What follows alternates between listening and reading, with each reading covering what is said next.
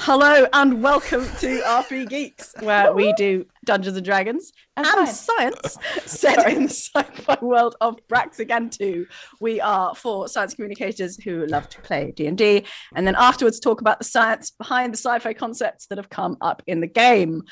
My name is Sharmini. I use she, her pronouns. I'm a science documentary filmmaker, and I am playing Tenebris, who I always struggle to describe because I could either use D&D terms or not D&D terms, but she looks kind of like this because I'm cosplaying her right now, and she also uses she, her pronouns, but she has weird friends and powers. Simon. Hi, I'm Simon. I do not cosplay as my character. That's going to be a stretch goal because it would involve shaving my head. Yes. And tattooing a barcode on it. And having no the Skittles barcode on the back of my head. Totally flappy robes. Flappy robe. Yeah. And the rope. Let's not forget the 100 feet Yeah, belt. but the rope isn't there because the rope isn't technically part of the cosplay because the rope's always somewhere else. You know, Yeah, and to be more never there. authentic. Yeah. So my name's Simon. I do videos and streams and a book and about science, and I play. There's a copy of your book next to you right now, I think. Other side. Oh wait, I'm in Emily Bates' studio. Oh, I could be like a cat and just knock everything over. Look, here we go. It's a copy. It's already basically on the floor. This one is signed by me. Oh, it is the signed one. Yeah. There you go. People. Oh, it's backwards. Never mind. No, it's. Oh yeah, it is backwards. On stream, it is not on Zoom. Uriel is a dwarf monk in the rules of 5e, but he's a cybernetically enhanced human on the path to leaving the mortal flesh behind and becoming one with the machine. Speaking of which, Emily Bates, what's your character? Hello. My character is a machine. Hello, I'm Emily Bates. I use she, her pronouns, and I play Infant Sky 6000, who is a terraforming druid droid. I do like describing her that way. I will never cosplay her because I would love to, but it involves screens, and I just don't think. Get donating people. You could be like body themed, paint. right? You could be Infinity themed look. Yeah, I'm not doing a body paint. No, one of those morph Why suits. did you not do a body paint? One of those morph suit suits, cosplay? and then we just splatter you with like stars. I like the idea. If someone else would like to do it, I would love to see it. At ClarkCon, that's going to happen. Someone. ClarkCon. We're having mini. Oh, Simon, should we say about mini ClarkCon that you're having in London? Yes. So we are doing a book event about the book that I just held up about. I'm sorry, I've totally derailed these intros. And Bates is interviewing me at it's Stanford's bookshop in. Yeah. It's not Covent Garden. It's in Covent Garden, and it's on the 23rd.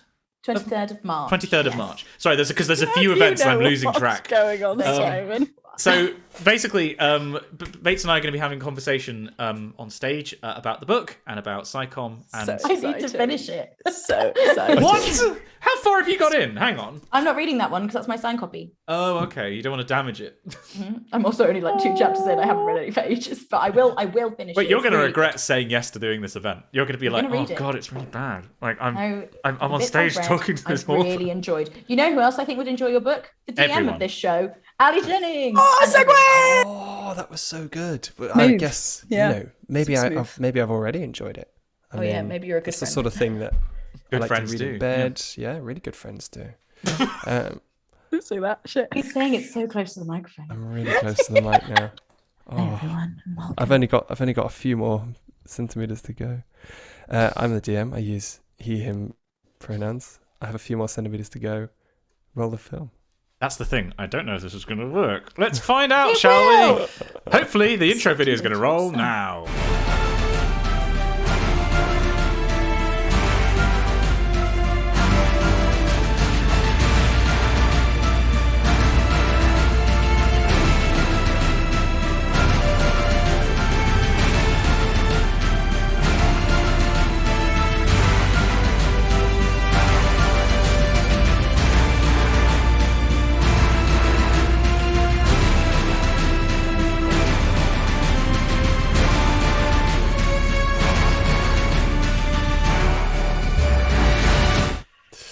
So, where were we?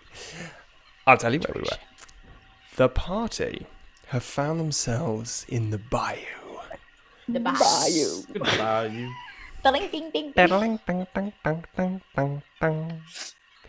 Searching for a way to get to Gunka, the great city, which is the portal to space. After landing in a strange-shaped tooth-like ship, they trekked through the swamp and eventually came upon an abandoned barge lying alongside a meander in one of the rivers leading out of this swampland. Infinity crossed the river to search inside, but after looking around and finding a number of interesting things, some maps, a little vial of something, a bag, strange things started to happen. The first was that Infinity seemed to inhale something and then had a sudden urge to sneeze and sneezed herself seemingly into a frog and disappeared.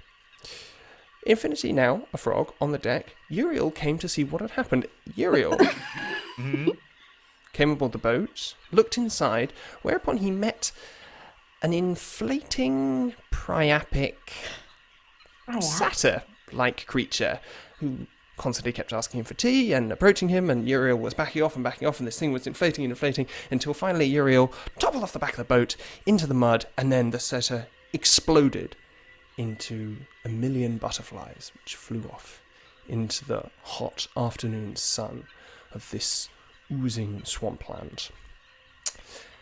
And while that was happening, Tenebris, from the other side of the river, standing at the foot of the tree that they had been waiting at, used her powers to reveal a tiny floating object above the deck of the ship, outlined in rays of Tenebris's power.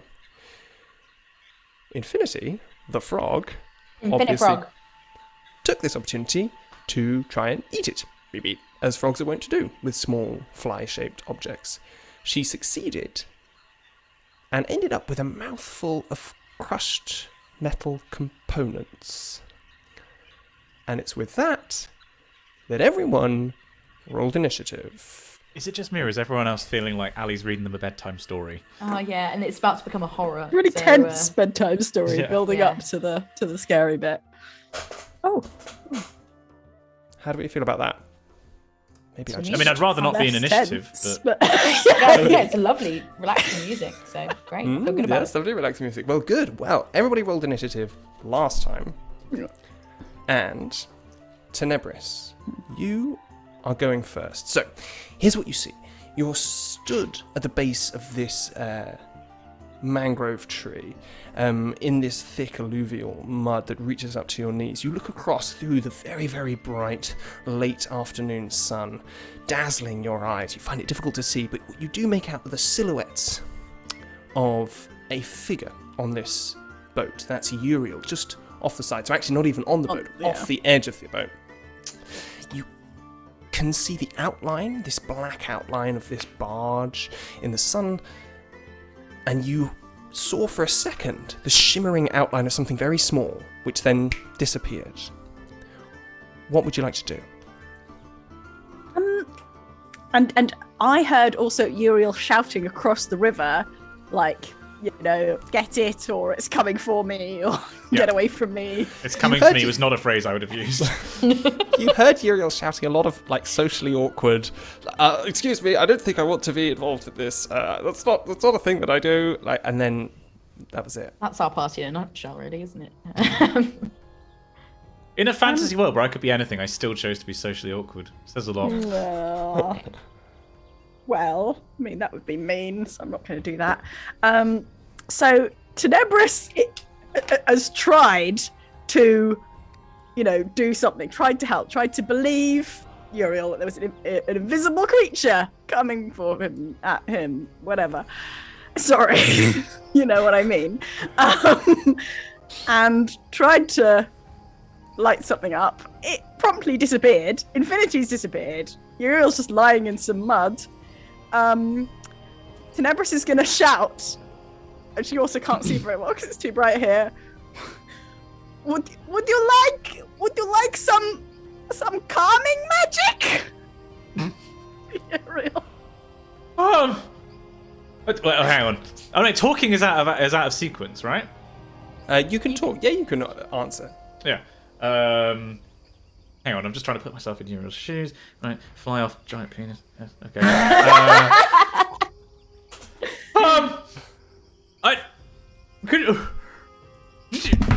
Oh, bloody hell, I just knocked my phone off the desk. Sorry, I'm in a new setup. I'm not used to these surroundings. All my distances are off. I should have put weird pictures on the walls, shouldn't I? All that you have is a bunch of things that used to hold up your foam cladding. And I warned you this would happen, and there's a single... Oh! Can I show this? Is the foam Look, cladding gone? there's a single piece of cladding. cladding the up, rest and of all it? of these This is pieces. very embarrassing now.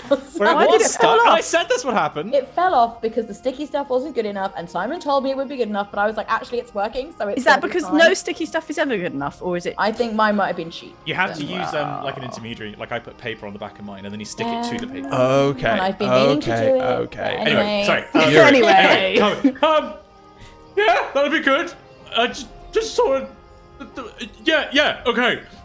Okay, don't worry. I'm just going to manipulate your brainwaves. Wait, what? I'm going to. It's the least helpful thing I could possibly do. I'm going to cast Calm Emotions at Uriel. It's one of my second level spells. It's a very bad tactical choice. But Uriel, do you resist in any way? seems to be, freaking out. So At this point, I think Uriel is in full-on panic mode, so I think any probing of the brain area is going to be Okay. met with some kind of resistance. each humanoid in a 20-foot radius sphere must make a charisma saving throw, please. Charisma saving throw? Yeah. I eat charisma saving throws for breakfast. Where are we? Oh, no, I don't. Definitely don't. I definitely do not. Oh, I got a 16. God damn it! I could have helped you.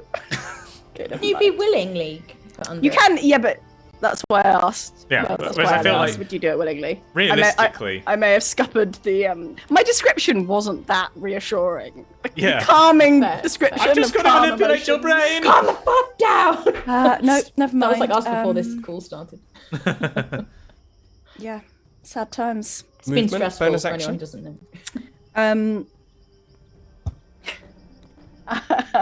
I will. So Tenebris, in order to kind of do this, was sort of like making some like weird shapes in the air.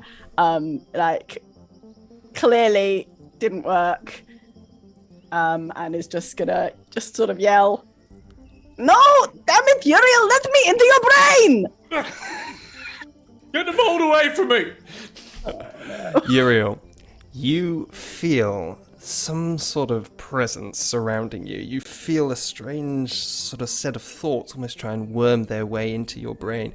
You feel emotions start to rise in you, but you panic and you rush them off, and you're still panicking, sat there looking at the back of this boat, looking at this empty space, and there are no butterflies remaining. There's nothing remaining of this strange, monstrous figure that came out of this boat towards you, waving its arms. So you are ankle deep, knee deep in mud, but also sitting down, so it's almost coming up to just underneath your rib cage, and you feel the warm water lapping around you, and you hear the sounds of the bayou, the noises, and it's eerily quiet now. What are you going to do? Get up out of the water and try and get back on the boat. Easily done. As you rise up out of the water, you notice something on the boat, something in the corner, something which you had not noticed before. You look towards the gangway, towards the entrance out of which this creature had came, and just to the side of it, in the shadows, you see a little figure, very small, maybe 6 inches tall. But as you look again, you see that it's an image, a projected image of a cartoon figure. Unmistakably a cartoon. What? In this system, do we use do we use metric on Braxigantu? You could, just as an aside, the different measuring systems which come over basically depend on who left which planet at what time, and various kind of measurement systems arise either in the hold of the ships in which they came, or which were imposed from on high by the kind of the standard scientific units, right, which would be imposed by the Alliance. So there's lots of different measuring systems out there. Because meter is Earth specific, right? Like it's the circumference of the Earth divided by 40,000 or something. I can't remember exactly what it is. I think it's Or 40 million. I think it is actually Earth specific. That's The cool. circumference of the Earth divided by 40,000 would be more than a meter. No, that'd be a you would imagine. kilometre. Because I think the Earth's circumference is approximately 40,000 kilometres. I seem to remember it was like one of these things that was like in the French Revolution. They were like, we're going to have everything make sense. It was like decimal time. There was going to be some even division of like pole to pole difference or something. So this is what makes sense. The Earth's diameter divided by 40,000. I don't know, they're Perfect. French. That's bang on. Don't at me. I mean, it makes the Earth's diameter a very nice, neat number that you can use if you do something like that to create a measure of distance.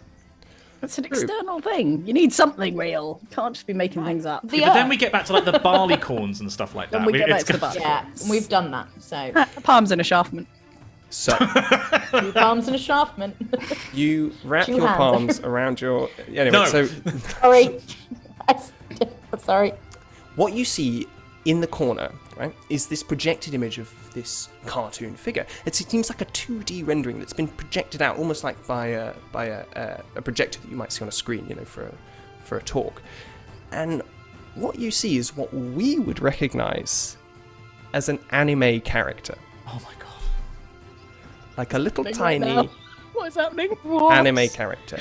It's a slender boy wearing red skinny jeans and a beautifully cut white tunic, outsized hair, big spiky hair, and wide saucer-like eyes, looking over towards you. Yu-Gi-Oh! And as they see you catch sight of them, you see that the image flicks, right? There's no sort of movement in between it. It flicks anime style to abruptly a stereotype kind of scared face, teeth clenched, like lips drawn apart, all the sweat sort of like bouncing off their forehead. You see that as you are climbing out of this boat, onto the deck of this barge. So you're up there now. What would you like to do? That's cost you about Amazing. 10 feet of movement. God, I'm just trying to. This is. I've got creative whiplash here. So there's this figure, and it's still like 6 inches tall in front of me. Yeah. Yeah, it's hiding in the corner. At least it's trying to hide, but you've seen it. Hello. Are you all right? Don't hurt me! Don't hurt me! And you can see now it goes, and it puts its fists in front of its mouth like that, and huddles down, trying to hide from you. Wait, no, don't worry. Like I'm all right. Did you see the big the big guy up here just now? That will be the end of your action, right? This is your action to talk. And what you see in response to that is the character goes from this sort of scared, stereotype expression to like a schoolboy who's just done a prank and seen it work. Like hiding behind his fists, like with this big smile on its face. And that's it. Bonus action? I think for his bonus action, can Zero process what the fuck he's just seen? I mean, take all the time you need if it's 2 seconds. Yeah, I feel like 2 seconds is about the amount of time that you'll just be like, the cogs would be turning. Any more movement? No. All right. Infinity, you are a frog. You think how frogs think. The one change that you have noticed is bouncing around the deck as you have been, or hiding in the corner in the shadows. You look around and you see this figure, large figure, climb onto the deck and start to have this conversation with a tiny figure in a tiny little 2D figure in the very corner on the opposite side of the deck. Cool, great. Can I do I look like does it look like I could eat any of the small figure? Is it or is it much bigger than me? It's bigger than you, so it's about No, 6 it's inches probably tall. Not for eating. And that, I'm trying not to metagame. I'm just gonna bounce around a bit. Maybe I'll do that thing that scared animals do, where they run straight past the thing that they're scared of, rather than away from it. Is that a thing that scared animals do? You not like you see a mouse or something, and instead of running away from you, it like runs over your feet. Okay, if you think that that's what Infinifrog would do at this time. Well, no, I think it's like Infinifrog is hungry, so I might go on in search of some more food. So I'll just have a little hop around. Go find Okay, some food. you're currently sort of hiding in the shadows around the side of this boat, sort of near the edge. You could go into the water, where you imagine, as a frog, you might find some food. You could go off into the mud. There are various places you could go. Gonna lose Infinifrog. That all sounds really good. Yeah, I mean, I'm gonna roll something. I'd like to go in the water, please. Oh, of course they would. Jumping off boat. Yep. That checks out. Excellent. Yeah. You stride boldly forth into the... Never forgetting them back. And sploosh. Oh, and you just, start like, to sink. Have a lovely little. Oh like, god, what if she slide. meets a gator? I just have a lovely swim around. Oh, okay. You would swim. Yeah, so you sink a little bit and then you swim. And this Okay. water's very silty. It's very difficult to see through.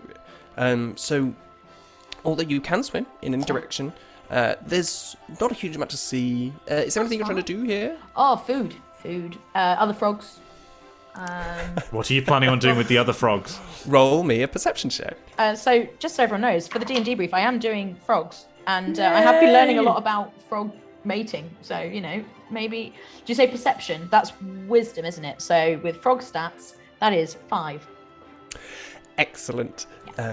You splish your way through the water, long legs going behind you, happy at the thought of potentially finding some food. But it's quite a big river, and you're quite a small frog, so there's not a huge amount going on. And as you raise your head to look out of the water, maybe you see a fly up there or something, you realise that you've been carried by the current about 30 feet downstream. Oh no! Okay. Oh no! Oh well. Okay. I'm a frog. Well, yeah, but like, remember how even as a frog, you have Yeah, I'll try and go the other way. a great sense of responsibility towards your fellow creatures. I didn't recognise one of my fellow creatures on the boat though, so I'm just yeah, going no, to you swim didn't, that's true. upstream. Do I'm gonna frogs swim have back to the nests? Do they have a home territory? boat. They have like, territories, but I don't know if Because they they have nests. croak, defend like territorially. Croak. Yeah, I want to get back to my territory, which I've decided is the area around the boat. Yes. So I'm going to swim at least try and fight the current and go the other way. Okay. And what's the movement of a frog? 20-foot swim speed.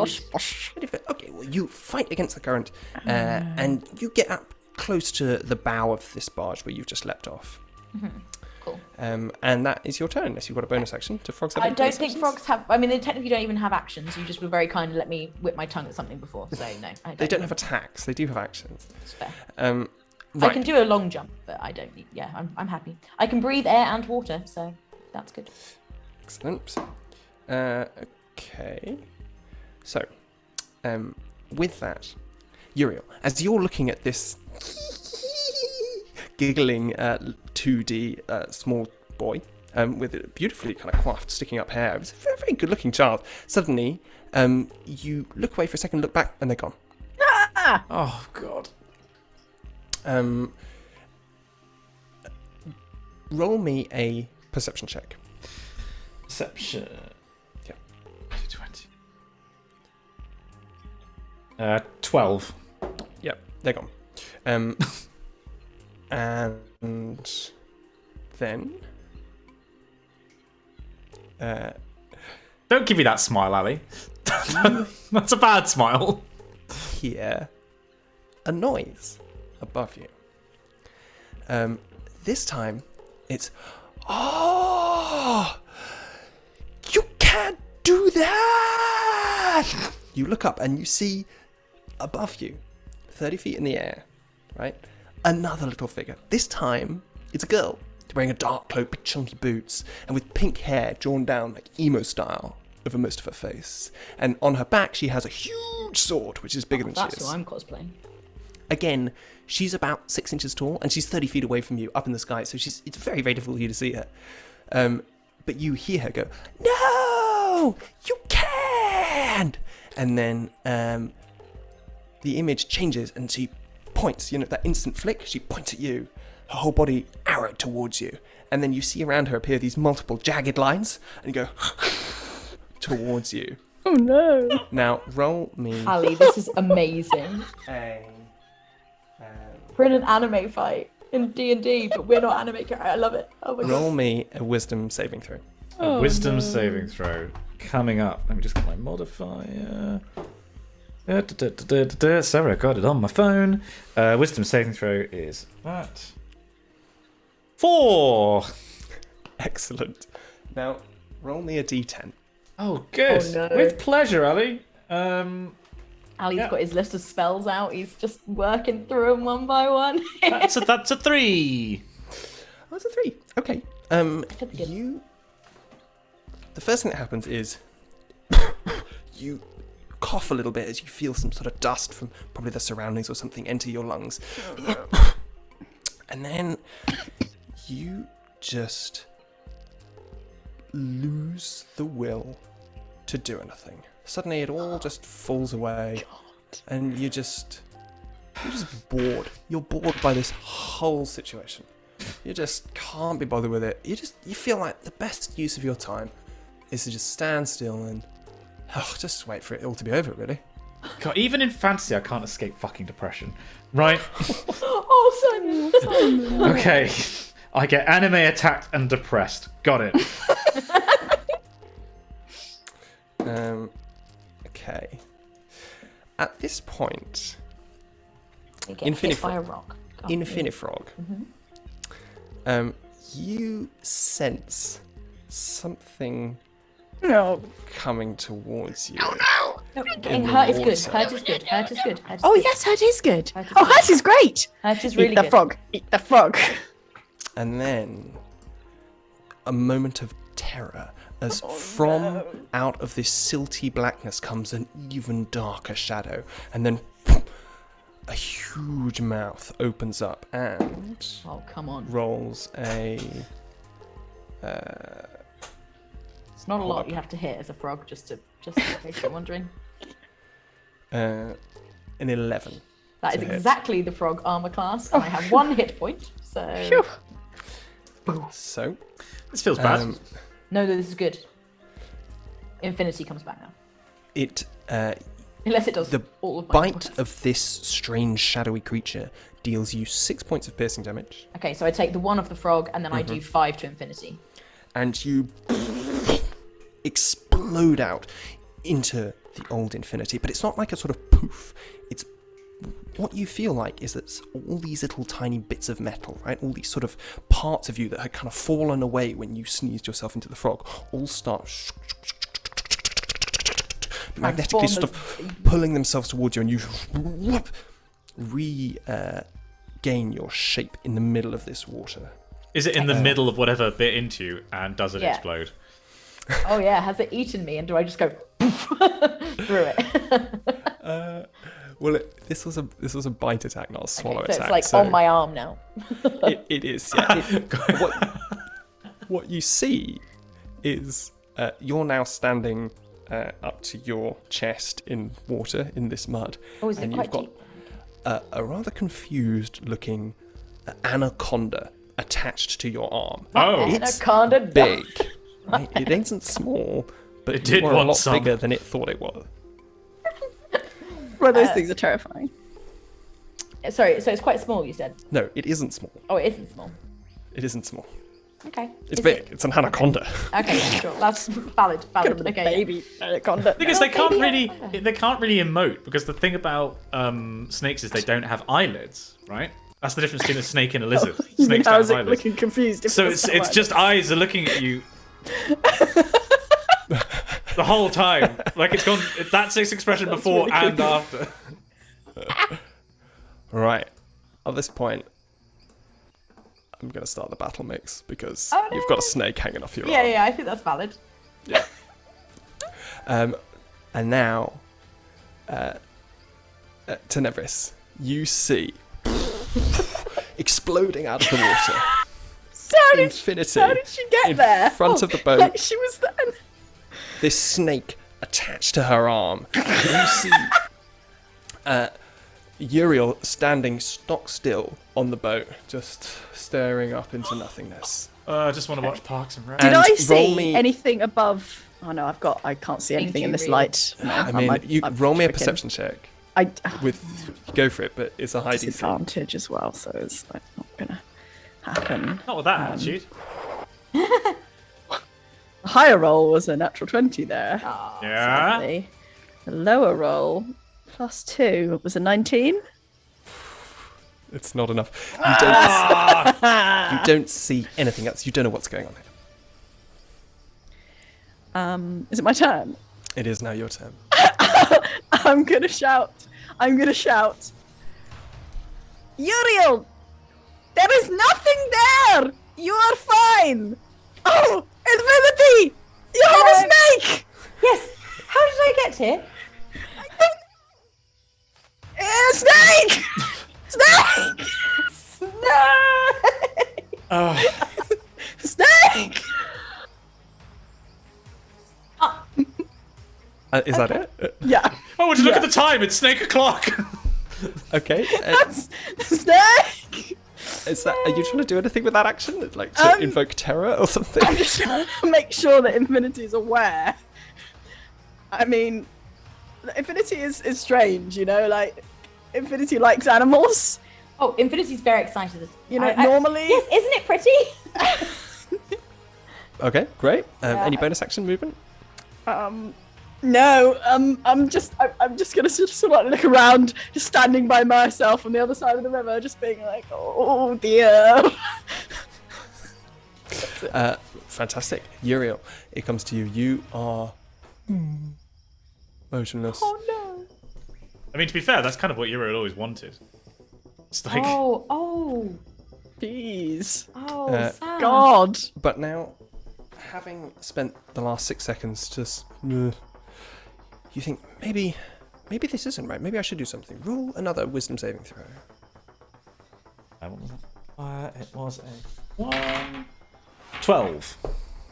Do you like a tray to roll your dice in? I can roll them on my book. I just missed that time. Okay. And with that, you shake off this unnatural torpor that's fallen upon you.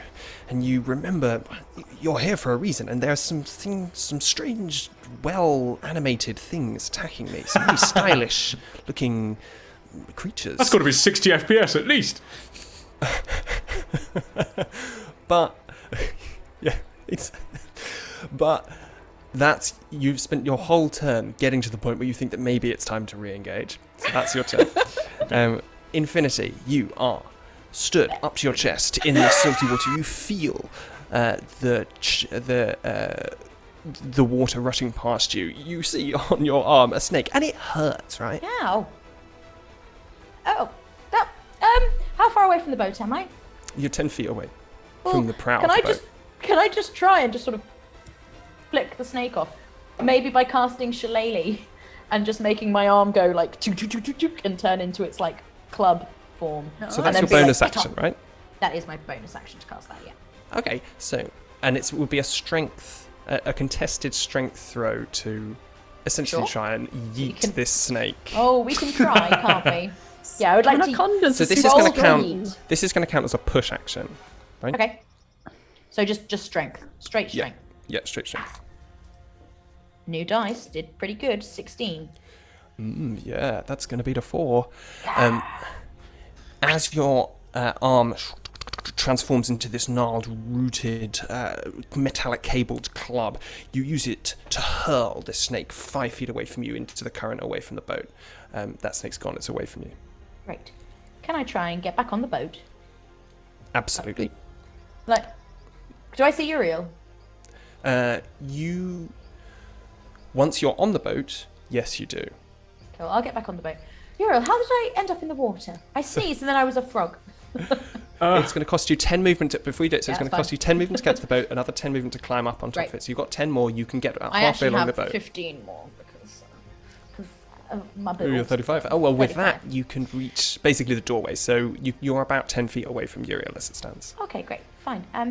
Hello, what's happening? That was your action to push the snake. So Oh, I thought you said it was my bonus action with Shillelagh. Oh, I see. Bonus action to cast it and then action to go. That's Yeah, fine. yeah. Yeah, that's fine. If I can talk. yeah, you can say something really quickly. What's going on? Oh, you're all right. Where did you no, go? I'm fine. I can hear you in 2 places. I was a frog, and then I think I jumped off the boat. What's a frog? Oh, they're fantastic. As this conversation continues, Encyclopedia entry starts relating. And we'll be reenacting that later. Infinity. Make a. Hold on 1 second. Make an intelligence saving throw for me. Oh, jeez. Oh, I've got such good intelligence, and I rolled so bad. 8. 8. That's a 2 plus 6. A 2. That's mathematics. Yeah.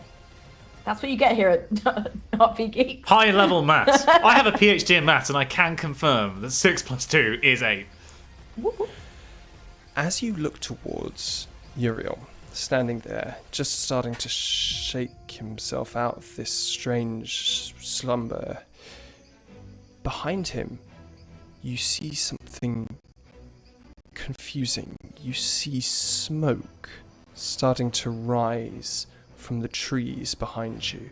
You can smell the burning pinings, the burning chemicals, the soot of some sort of huge blaze, and you hear the crackling shifting of burning wood, and you know that coming towards you are the sheets of flame of a huge forest fire raking its way through the wood and undergrowth towards you. Uriel, we have to go. Wait, why? No, right now. Presumably, Uriel cannot see or smell this. Uriel you can't do anything. But before we get to that, so that's what's happening. And when we get to your turn, then you can choose what you're going to do. Uriel. No. It's just like a. Being kicked in the dick over and over again. Yep. Make another wisdom saving throw. My favourite. Like apple pie. Oh, that's a 5. That's a healthy 5. Okay, excellent. Maybe it's that room. That room makes you roll bad. The funny thing is, I thought I heard the door creak open, and I assumed that it was my fiance coming in to like interrupt. And I immediately it was just like, wait, no, oh yeah, I'm in London. Creeping into my flat though, because that could be worrying, you know. True. And with that, you inhale this strange astringent dust again, and you find yourself shrinking. You feel the strange different parts of your body. It's almost as though your body is reshaping itself. There's no sort of like mechanical part to it. You see, looking to your left as you start to shrink down, you see your metallic arm just land on the deck, disconnected from your body now, as it starts to reshape itself, and you feel your cells moving and transitioning around your body, and you become smaller and smaller and smaller and smaller and smaller until you are a slug. Why does she get to be a frog and I have to be a slug? This isn't fair. I don't even get a house like a snail. Right. Okay. I'm a slug. Let's just work out what the correct stats are for a slug. What kind of? Am I a fire slug? Like we discovered the other time. That was cool. No. My brother doesn't like slugs. Refuses to say the word slugs and just calls them those who are with slime. I don't know why. Because slug is also a name for like a round from a shotgun, isn't it? Like there's a couple of different... Why? Etymology corner. Why? Etymology corner. You can slug someone and hit them, right? Yeah. Give them a good slug. Okay. Could you have a slug of wine? No, like a swig. You're thinking of swig and glug. Yeah. Glug, slug. Slug of Ooh! Oh, it comes from Scandinavian. Yay, Scandinavia. Late Middle English, in the sense of a sluggard was someone who was very large and heavy. So in Norwegian, apparently slug, S-L-U-G-G, means large, heavy body. So presumably that's where it comes from shotgun, because it's not pellets, it's like a big solid round. There is no... Nice. Cass in chat is saying slugs in Spanish are called babosas. I don't know if I'm saying Babosas, that. probably. Which literally translates as drooly. They are pretty drooly. Wait, what? Slug etymology? So I assume that's a different root. Because they're not large or heavy. Okay. Uriel, what we're going to do is we're going to say that a slug, the stats for that are the same as a frog, except you have -2 to your dexterity score. So you have a dexterity of 6. Okay, -2 then. It turned into a slug. Cool. Do you have frog stats? Can you get those up? I should be able to find them. I can send them on WhatsApp. Hang on. The modifier for having 6 decks. I mean, 6 dex is pretty good for a slug. You're a pretty, Yeah, speedy slug. Yeah, exactly. They're in You the can't group catch chat, me. Simon. The frog stats. And with that, we move on to the anaconda. And you see, Infinity, this shadow just beneath the surface of the water slide its way around the side of the boat. A serpentine head, just the tip of it, pokes itself out of the water and then disappears again. That's what you see. Right, back to Tenebris on the other side of the river. You see all this happen. First of all, you've seen Uriel suddenly disappear. You've seen Infinity climb aboard the boat, and then suddenly panic. And that's it. That's what you see. I'm just gonna shout, Infinity, what do I do? Do you need me to help? Run! Oh. There's a fire coming. You have to run. Where to? I'll get Uriel. Bonus action? Movement? Nothing. You're just sitting at the bottom of this tree. I'm just like screaming. I'm alone on this entire bank of the river, just shouting things across 60 foot. And I've of told the you to run. current. I'm gonna look around carefully. I'm gonna look for fire. I'm gonna look for danger, and I'm gonna look for an escape route, such that if a fire were coming, I could maybe run through the mud in a solid-y way. Make a perception check. No, I'm not good at those. Run No, through the mud in a solid-y way. yeah, Solid way. that's a 4. We are doing good tonight. The See, sun I can't see. is blinding. The glare is making it through your goggles. You barely see anything, just the sort of thick brown band of where the trees are, and this sort of glittering, painful water. That's it. Can I just point out that a slug is only twice as uncharismatic as Uriel is? Same as Infinity. And so, my uncharismatic slug, what will you do with your turn?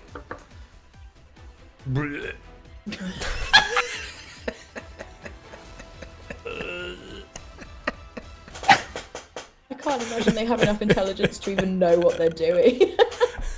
Go straight line forward. It's like in any neural network model when you have a couple of like neurons. The default output is normally go forwards. Forward until you hit something. Yeah. I don't know. Another eye stalks are going like. So the Aplysia, which is a fat sea slug, is like the original thing for studying neurons. It's like the It's got like creature. 4 neurons or nematode, something stupid, isn't it? It's got no. It's a Aplysia. It's like a proper slug. It's like a big slug. right. You could hold it in your hands. But the nematode is like it's a different one. It's got like 269 neurons. But Still, something like not many. anyway, yes. So straightforward. Excellent. Roll me a d4. I feel her, but don't bump into any salt. I imagine that's how the slug sounds. Sounds Right. a lot like another character. If it's a 4, you're going inside. Oh, for God's sake, stay on the book! Do you want to try? I got a 4! You head inside. A nice, warm, dark space. How Maybe far there'll do be you some think? How far do you think a slug could Slug move go in 6 seconds? 10 feet. That's how far a slug can move. That's biologically accurate. That is No, it's not. biologically accurate. If it fell, maybe. Slug. The slug. You make it down the steps into the gangway. That's it. You're climbing. That's climbing for a slug, so that halves your movement.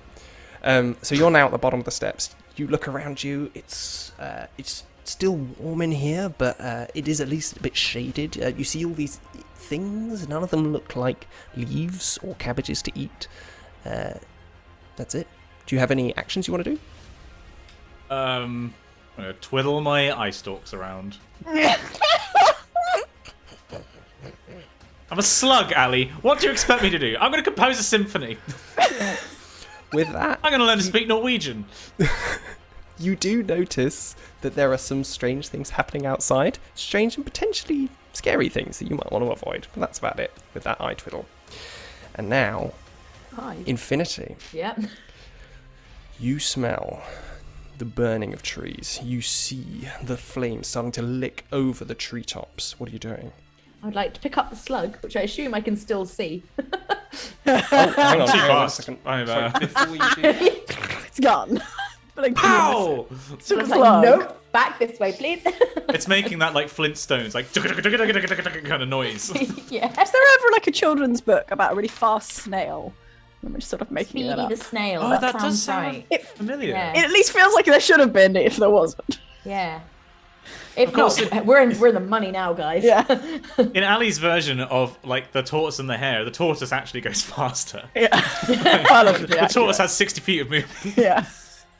Infinity, what I will say before you do this is that, so according to the spell, right, the rules of the spell, you could use your action to investigate the thing, and The if you roll scary high- fire. yeah, and if you roll high enough, you could see through the illusion. However, obviously you don't know that as Infinity, Yeah. but you do know that some strange shit has been going on. So I'll leave that with you. If you think she's you very would do it, she is very smart. Like Infinity is super smart. So I mean, yeah, I will. I mean, I think at the very least she'd like to work out which way the fire was going. So she'd want to sort of work out if it was definitely coming her way and whether that would be sensible, which way to get her friends away. right, So excellent. So if I roll can an sort of investigation check to see if you can work out what's happening with this blaze coming towards you. That is an 18. You sniff the air. You look left and right to try and work out the source of these flames. And something strange is happening. Every time you focus on a part of the flames, it's like they're not there. But around that part of your vision, you can feel the flames everywhere else. But then you move your eyes to look left and right, and the flames, when you focus, they just aren't there. And suddenly you realise, even though you can smell it, even though you can see it, this inferno is not real. Bastard. Okie dokie. You said that was my action. No. Yes, that is your action. Okay.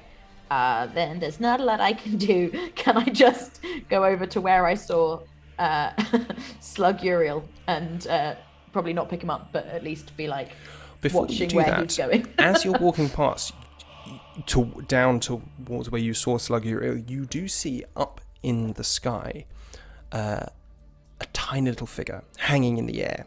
And Do I? coming onto the deck, you see another tiny little figure hiding in the shadows, both looking quite pleased with themselves. Do I now? Challenge them to a Excuse me. card duel. Yu-Gi-Oh! Excuse me, what have you done to my friend? I'll just stare at them. Again, the one on the deck goes, and then the one up there Yeah, Wait, there's two above of them. them. there's two. Oh, this is getting out of hand. Okay. The one above you pulls out its sword from behind its back, which is now at least a good sort of 8 inches tall, and goes, I can't do anything because my bonus action is just to cast slowly, not to actually hit. But I will just sort of glare at them and be like, "Oh, okay," and then I'll go, "Tenebris, there's not a fire. I was wrong. Sorry." What? Can you come over here, maybe? What's an Everest in this encounter? Her friend's in the water. Her friend's on the boat. Her friend's a slug. She's Like like, disappearing. There's a fire. There's not a fire. So, at that moment, looking at you, seeing you approaching them, the one on the deck reaches. You see the 2D figure, this animated figure, just flick to a point where it's turning in on itself. It's sort of reaching into something in its pocket, and then you see it flicker again, and it's going ha, and throwing something with its open hand out towards you. And again, you see these lines, like whoosh, whoosh, whoosh, these whoosh lines, and then around you. I love this so much. And you also hear in a tiny little voice it go, die! And then you'll Die? they're German. They're just saying the. It says the bar, the. They actually just think I should be a different color, so they're like, "Here you go, have some pink." Around you, you feel something strangely familiar. You feel tendrils of vines growing up around you. Make a strength saving throw. Oh no, I'm not good at those. Tangled by your own I'm very much not good at those. A 10. You are restrained and held. Bastards. Wow. Uriel, can you make a strength saving throw as well, please? Strength saving throw coming up. Poor slug. As a slug. Oh, good. Slug. Is that enough? I don't think it will be. What's my modifier? God. Yeah, that's a 4. And you are held, bound by these strange vines that wrap themselves around you. And now, Uriel, Yep. the slug, it's your go. When you're restrained, you can still like attack, right? You just can't A move. can't move. Yeah. Okay. And people can like attack you easier. Okay. What is that? Why is the slug making those noises? The slug is going to try and escape. The slug's instinct God, is not to slime. attack. It is just. Slimy, It's slime. just to like. There's no let me- way a Eat it. slug It's a has no vine. Let me It's slither probably away. edible. Yeah, but it's There's not no gonna. way Ooh, it's a food. disaster. It's gonna be. This is no bueno. I've got to get away from this. Sorry, you rolled that thing. You can't move. I don't know why I asked you to do your go. It's not your go. Ignore that. Incidentally, whilst you were saying that, I was just looking up because I was curious about motion lines. Like, I don't know why it's something that we only associate with Japanese art, because, like, surely it's a very simple idea. But I'm struggling to find when it was first used in art, because you never see it in Western art, do you? But apparently... Comics. Yeah, in comics, so like 20th century. But why did it take that long for them to be drawn in? But apparently they're called movement lines, action lines, or zip ribbons. Zip ribbons. I got the zip ribbons. ribbons behind me, see? Aw. Gotta zip along. That actually sounds more like a private Right. detective. Zip Yeah, that's ribbons. Great. It's me, Zip Ribbons. I love that. Petition to make zip ribbons canon for somewhere in this world. Zip ribbons can absolutely be canon. Okay, brilliant. Okay, yeah, that's Add happening. in zip ribbons. Yeah. As you become tangled up in these vines, and you as well, Uriel, looking above you, Infinity, you see this fierce looking little girl, animated, suddenly just pop out of existence. Around you, in the water, you just see the very tip of the tail of this anaconda still moving I don't have time for you, in the snake. water. And Tenebris, it's back to you. Tenebris is like really upset, obviously, and is just in this position where, you know, she knew she couldn't get across this river. She knew she wouldn't be able to, but everything's going wrong, and her friends need her, and Infinity told her to come across the river. So she's going to. There's a snake in the river. Oh I'm not even strong enough to hold on to the damn rope. Tenebris is gone, but she's got to try. I'm gonna take the rope that Uriel tied to the tree and that's attached. She's tied to get off on the other side, and I'm gonna start wading out into the water. Just Wasn't like this above the water? Didn't we tie it to the other side? it's- Above? Yeah, Sagged, it's a tree though. to a boat, but it sort of sags a bit. Oh, it's, okay. yeah. It does sag. So the distance that you're trying to cross is 60 feet. So you can make it in a dash with the right athletics check. Are you doing this stealthily, or are you just going for it?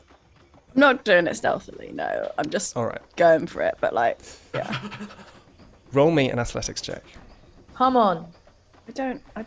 I'm We not good at that. believe. Come on. 12. We believe. Oh.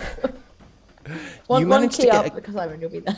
a good grip on this rope. You've climbed it many times before, and you are pulling yourself through this water, but it's rushing and raging around you, and you can feel the strength of it pulling at you and pulling at your clothes, and suddenly it's heavy, and your goggles almost come off. You have to reach out to grab them, and you make it halfway across, and now you're in the middle of the channel with the current pulling at you and pulling at you, but that's as far as you get in this round. Okay. I'm assuming you were trying to dash, right? Yeah, I'm not. Yeah, I've got nothing else to do. Yeah, Yeah, okay. So you're halfway across. halfway across. Great. Bonus action? Nothing? I got nothing. No, thank you. Apparently, the motion line first was displayed between 1800 and 1850. In case anyone was, there's a definite example in 1837. If everyone was curious. That is interesting. Slug Uriel. Make another strength check. Oh yeah. Strength saving throw. Ooh, a mighty 10. You strain your incredible mollusk muscles against these attacking fronds, and yet you're still held. You can look around, you could try and speak, you could call your slug brothers, but you can't move anywhere. Brothers! Brothers! To me! They came! I warned you this day would come! And you laughed at me! Make a performance check. What's the performance stat of a slug? Hang on. -5 if it's the same the charisma as the frog. modifier. It's going to be charisma. No, it's -4. -4. They're slightly more charismatic than Where were the slugs? intelligent. When Uriel called for aid! 8. The slugs will not answer. You call and call, your eye stalks waving frantically, We'll and do yet a battle later on, and suddenly we'll see loads of slugs really slowly. They're going to be going at like 25 feet every 6 seconds. They're not going slowly. Slugs. and yet there is no sound. No one is coming. Infinity, roll a strength saving throw to see if you can free that yourself start from of my these turn, vines. Yeah, this is your turn now. And this isn't my action because I'm not No, trying this is to. If it's okay, cool, yeah. 12. With a 12, you just managed to put together enough strength to pull yourself free of these vines, and you see in the corner this little smiling figure that once it sees you free again, suddenly, and now it's got a really terrified expression on its little face. Oh, are you scared? I'm going to cast Guiding Bolt. You should be. Infinity! Oh my god! What? Hurt my friend? And this comes from your chest, is that right? Yeah, it comes from my center Oh plate. my god! Yes, your center plate sort of rearranges as charge up, and then a scorching hot ray of light arcs towards this creature. Roll to hit.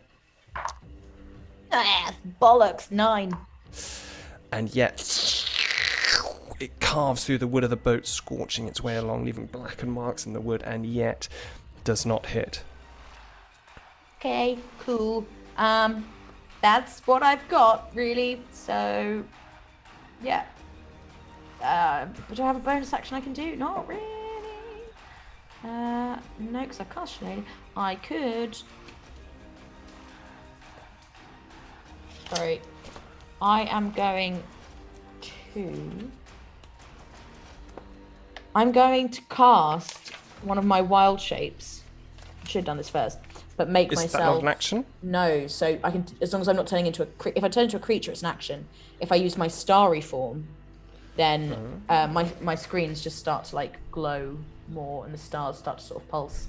And yeah, I'll just do that. But then I'm in my starry form now, so I use one of my uses of wild shape. But now I can do cooler stuff, but not until my next turn. So what? Oh right, okay, got it. Yeah. So this will be kicking in on your next turn. What does this creature see? I am just working out which one I'm going to do, and I Put am. on a screen that's most scary to an anime character. Okay, I am going to so normally it would. So basically, with Circle of Stars Druid, you can have a starry form, and you pick one of 3 constellations, either the Archer, the Chalice, or the Dragon.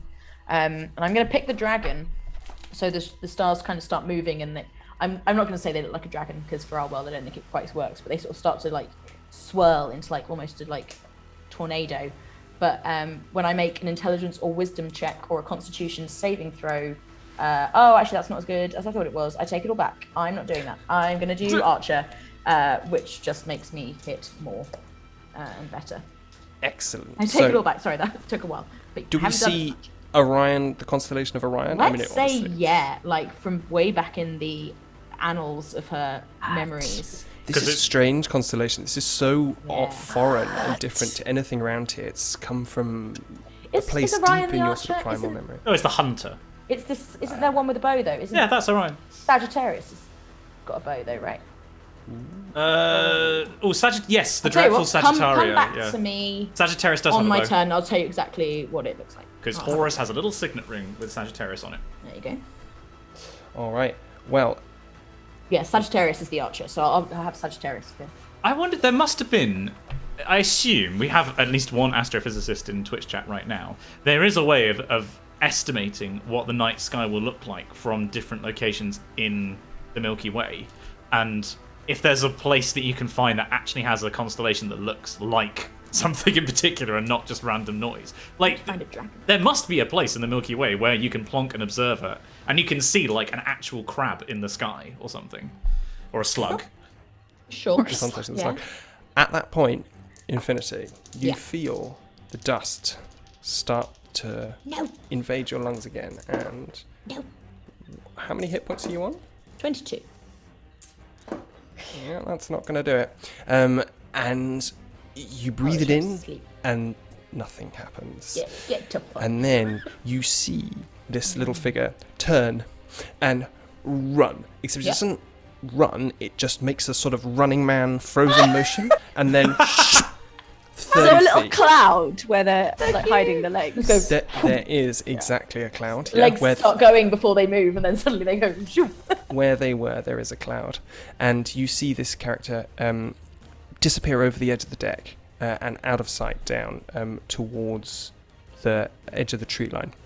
Oh, away from Tenebris. The other side of the river, yeah. Exactly.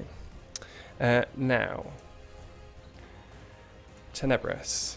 Help me! Tenebris is very sideways in this river. Like, trying to keep her feet on the ground is difficult. A, because of the current and she's not very strong, but also she's just not heavy enough to be, like, on the ground. Yeah, you are being held there. She's and at just this quite point, horizontal. you also need to roll me a wisdom saving throw. Shit. As above you suddenly appears this. a tiny, fierce cartoon woman. Oh no. It's the same one, right? Wait, the one with Pinky the Emo sword. hair. Pinky Emo hair with the big sword. Exactly. Yeah. Oh Yeah. no. Wisdom save, right? Mm-hmm. 14. You feel something in your lungs, like kind of soot or ash. But it doesn't seem to have any effect on you, but what you do feel around you is your friends. There's a sort of ripple of acknowledgement happening through them. And you feel quite strange. Roll me a charisma saving come throw. on. Oh my gosh. I believe. I'm good at that. Oh, I shouldn't have said it. I shouldn't have said it. 10. You feel almost as though you were losing your sense of self for a second, but you grab back onto it and you're fine. You're you, Okay. Tenebris. However, at this point, you feel another more powerful shape approach you in the water. You can't see anything, but you feel scales moving around your legs.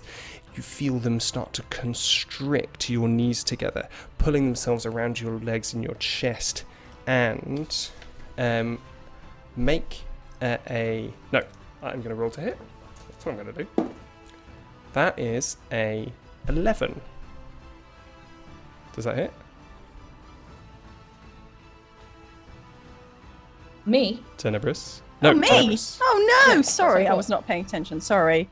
You're being attacked by a snake. I'm being attacked by a snake. Sorry, I was. Does an 11 hit? I thought I did. Yes. No. No, because that's lower than my number. Yes. Sorry. That's how D&D does D&D. I can D&D. Oh, the snake's here now. Is it great? Good. Cool. And you feel Screaming. this powerful, wrapping, muscular rope sort of wrapping itself around your feet, but you manage to kick it away in the intensity of this moment, and you remain attached to this rope. And now it is your go again. I go again. Yeah. I'm with it. I'm on it. Don't worry. I'm fully focused, and this is definitely all fine. I'm going to keep trying to desperately sort of like walk my way along the rope with my hands without letting go and being swept away by the current or eaten by a snake. Roll me another athletics check. Let's go to Nebrius. The snake is called Ology, and Tenebris is going to make it her pet Ology. No, you have to explain that one. No, what? Herpetology is the study of reptiles. Perfect. Oh, wow. Okay. I mean, that's There's fair. there's 2 no's to that. That's No more good. wine for you. 12. Athletics, 12. You make it another quarter of the way along the rope with your movement, and you think that if you were to use up the rest of this time working to get there, you would reach there at the end of your turn. If you want to dash. I have nothing better to do. Yes, I'm going to try again. Keep trying. You make the edge of the boat. You are covered in mud. You're dripping wet. One hand up on the side, the other hand, and you pull yourself up. And now you're stood, dripping in the boiling heat of the sun on this deck. You still have a bonus action? I cannot believe I didn't. I cannot believe I just made it across that river. I'm going to just be like on the deck of the what? Sorry, I don't know. Simon's doing something. In No, my your laptop wasn't actually plugged in. That's because I unplugged it when we had that frantic. No, I plugged it in, but like one of the cables was loose, so okay. it just went into battery saving mode. Sorry, and I was like, bad Yeah. No. Tenebris is not doing anything. Tenebris is like on her hands and knees on the deck of the boat, just like completely disbelieving that she is in fact still alive. Because I did not think I was going to make that at all. Hi, Yeah. And now, Uriel, Slug Uriel. At this point, you feel the vines start to just drop away from you and seep into the floor and then disappear as though they were never there. So you're free now to move as you wish. Go on, Sluggy. losing Vine all over again. It's like 2016. Only lasted like 7 seconds. So. Yeah. Road work ahead. I sure hope it does. Right. So what was? It's fine. Sorry. The slug has like presumably very little memory, and so it's just like. Oh yeah. And it's gonna Keep going. keep going forward again. That's that default neuron activation. Are you looking for anything? It's gonna look around the room, just to see with his little beady eye stalks. Brothers, are you here? I love the idea of this slug that's just intent on fighting its brothers. Run into me! Roll a perception check. Depending on the modifier. This feels like incredibly epic music for this slug. 17. Yeah. My brothers! You scan the room, you making full use of your 360-degree vision, and you spy the glistening of a trail leading towards the edge of this boat along the wooden floor. Follow the trail immediately. Wait, I must follow the trail of my brothers! Is it Uriel's own trail? Or it's a different. Almost definitely. It's, Like, it's the just- one he left. Like, yeah, I was earlier gonna on say the like way. Uriel came this. Yeah, okay. I just wanted to check that. Yes. And so you follow up towards the light, a place you never thought you would go or ever see. As far as you could remembered in your whole life, the light has been a place that no slug would ever go, and yet now you realise that that is where you must head. And you appear on the deck of some huge leaf, a massive wooden leaf. It's scary. Polymorph is such a good Wow!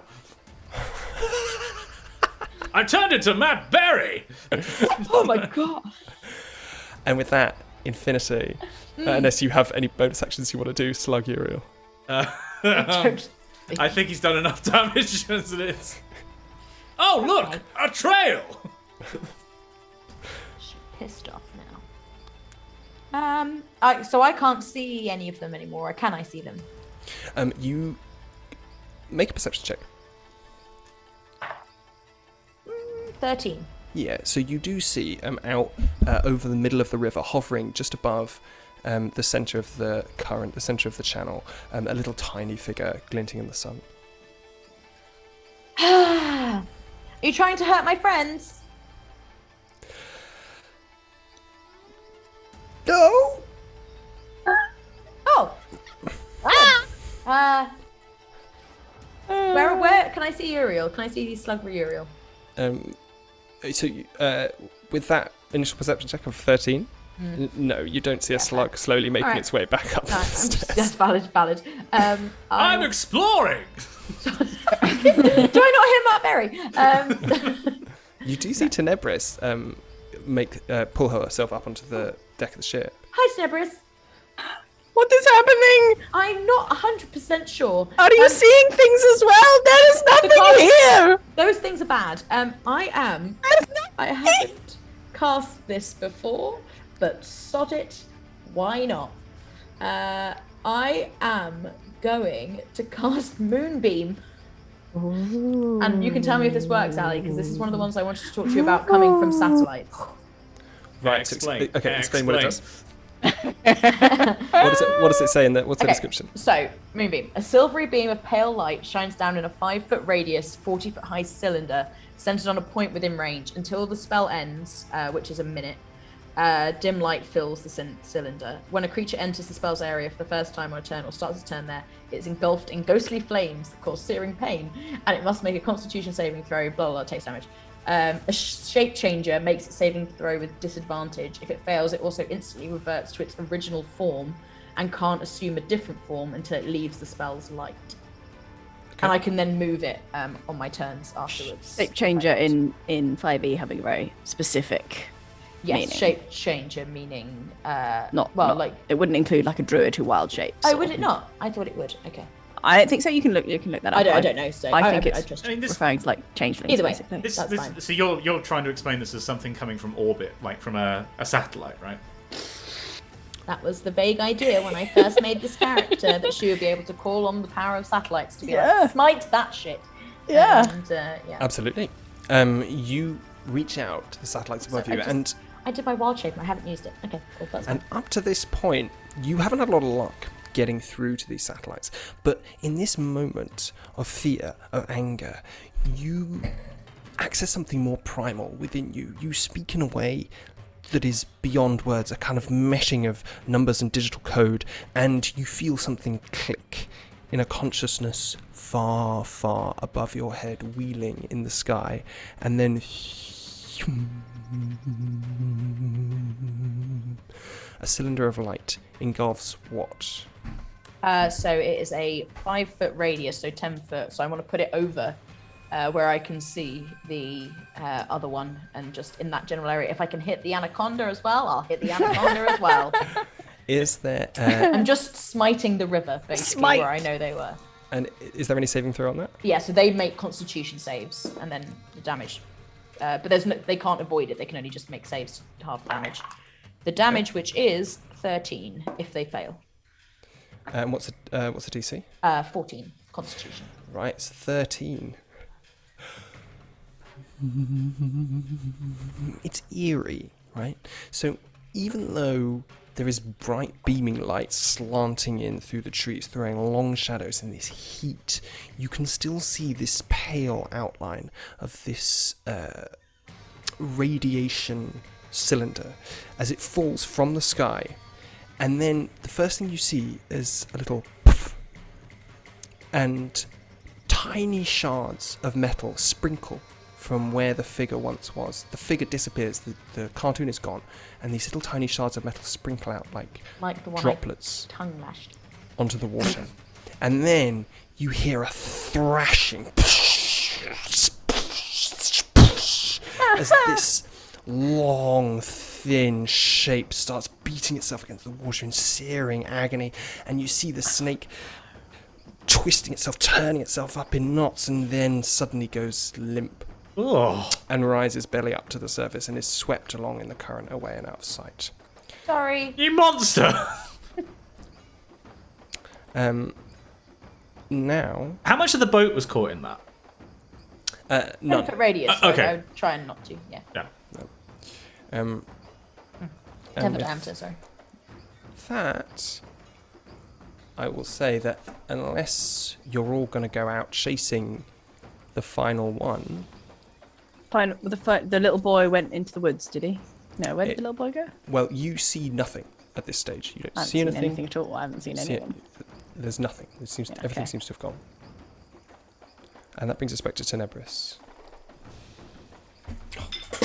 So I look at what Infinity's just done, and I'm sort of saying like, look, there is nothing there. Oh no, you got the snake. Okay, thank you. There was a little cartoon person.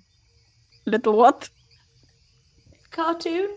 Okay, look, the thing is that Uriel thought he saw, so oh, get it off me, and then you were like, oh, there's a fire, and I think you were both seeing things, but there are no things. Do you understand? There was a thing, and there were little bits of metal, and I think when I was a frog, I hit one and got some metal in my mouth. I was a frog. No, Infinity, that is not how anything works. No. I think you are imagining. I could be a frog now if you want me. Do you want me to turn into a frog again? But I didn't do it. Normally, I can just change into things. You've seen me do that. As this conversation is going on, Slug Uriel, what are you doing? Where is Uriel? Oh my god! He's that slug. Damn, this deck is hot! As you move along the deck, by the end of that bit of conversation, suddenly,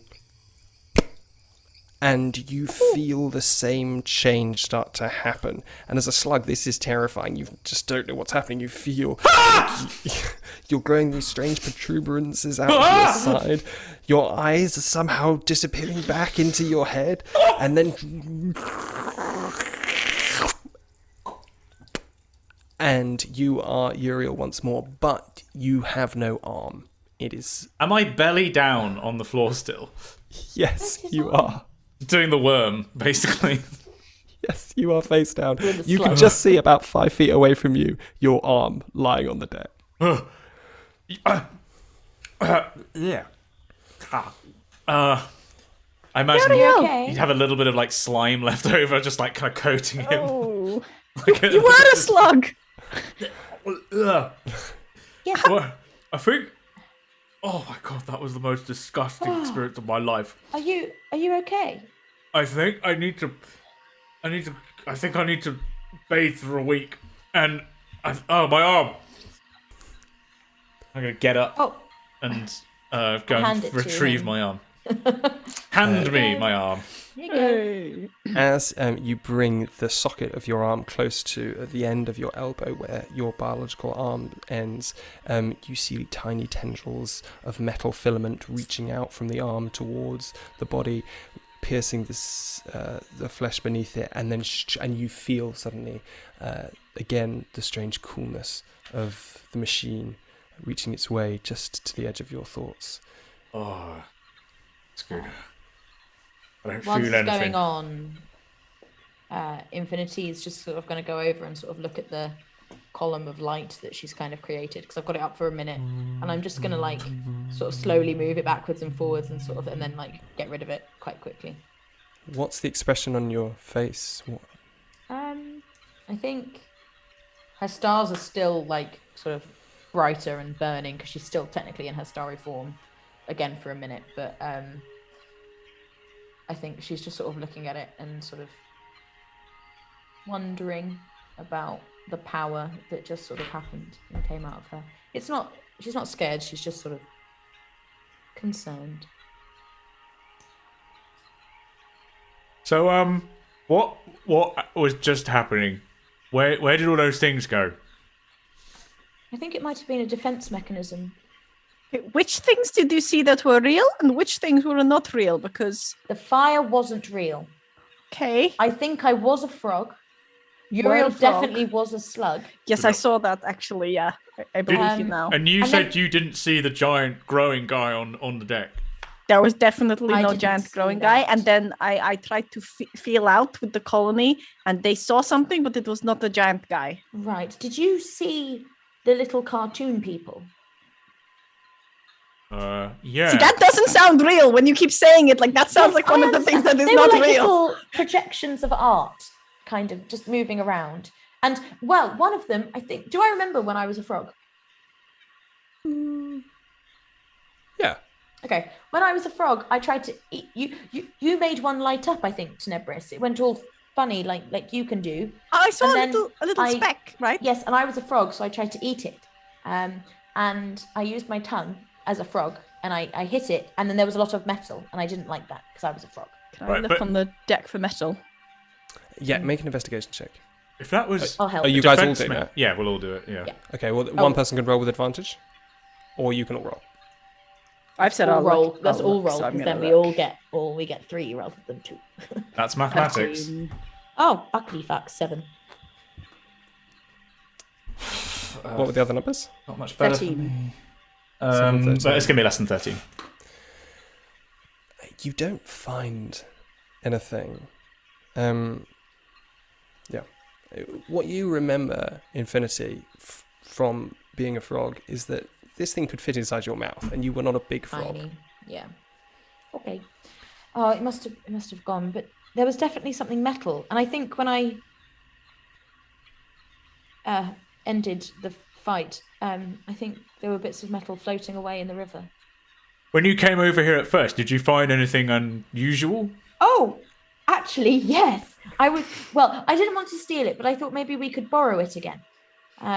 Here, do I have the D&D time? Do you just kind of carry shit? Or what are you saying, Ali? Could I have dropped them on the Surely deck, Infinity or... would have like a receptacle within her for stuff like seeds that you could just use Bend a for, cupboard. you know. So when you metamorphosed into a frog, what happened is that different bits of you sort of fell apart, and you ended up just being remaining as a frog. So all of the stuff that you were carrying would have been part of that, but it's there where you left it. Okay, yeah. So I found, there's this bag which looks weird when you look in it. Look inside. You can't see it. Don't go in it. I think that would be bad.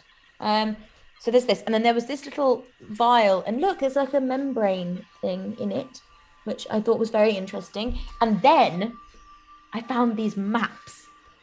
And I am going to put those maps in. Oh god, our we cannot put those on the screen this week, folks. Oh no! Because I may have an aneurysm if I have to But I'll try put and do them in the that live. Discord. And if it Simon Clark's Discord. ! Discord.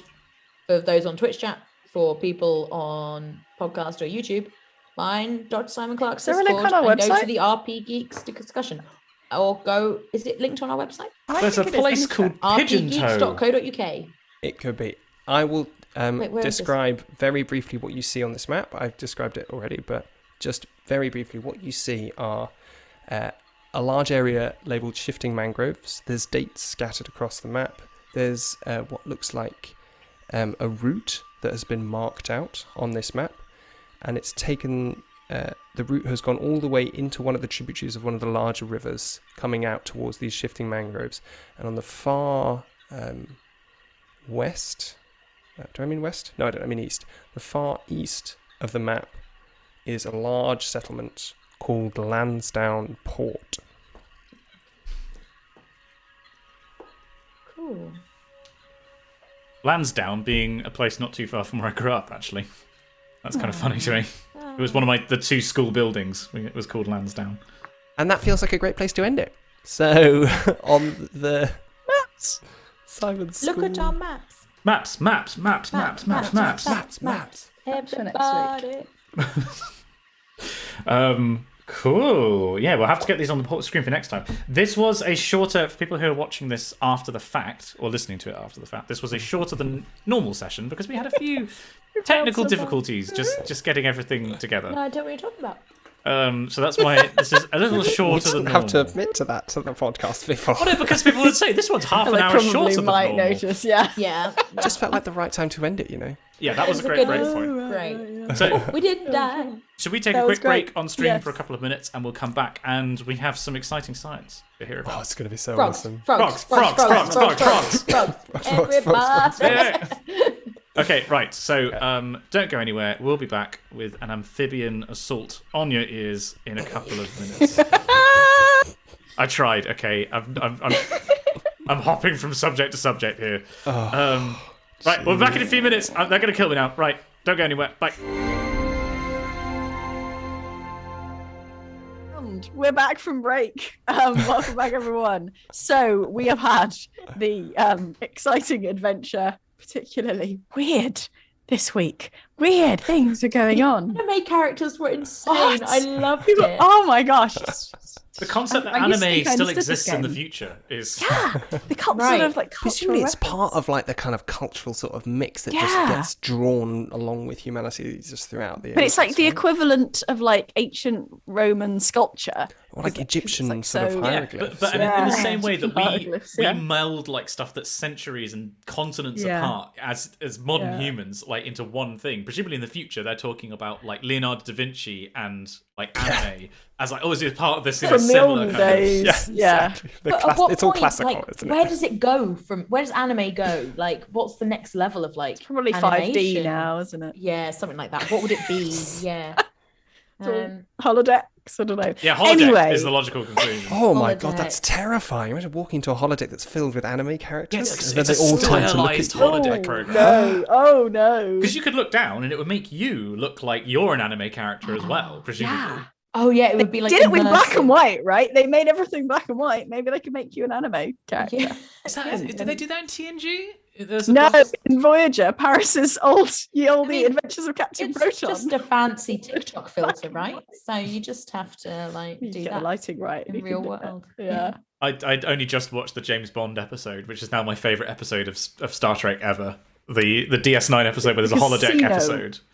It's called Arman Bashir, and it's like Bashir plays a James Bond character, and they have to like transport all of the other characters in to like hold their memory patterns. All the information related to them is stored in the holodeck, and they have to keep the program Very going. important that the characters in Star Trek always have to be in the holodeck, and that Yeah. is a key plot point at all times. And then it's like If anyone Captain hasn't seen Star Sisko is Trek. like the Doctor No figure, like the big bad, and you can tell all of the actors are having the time of their lives. And Colm Meaney has an eye patch. Yeah, he's called like Falcon.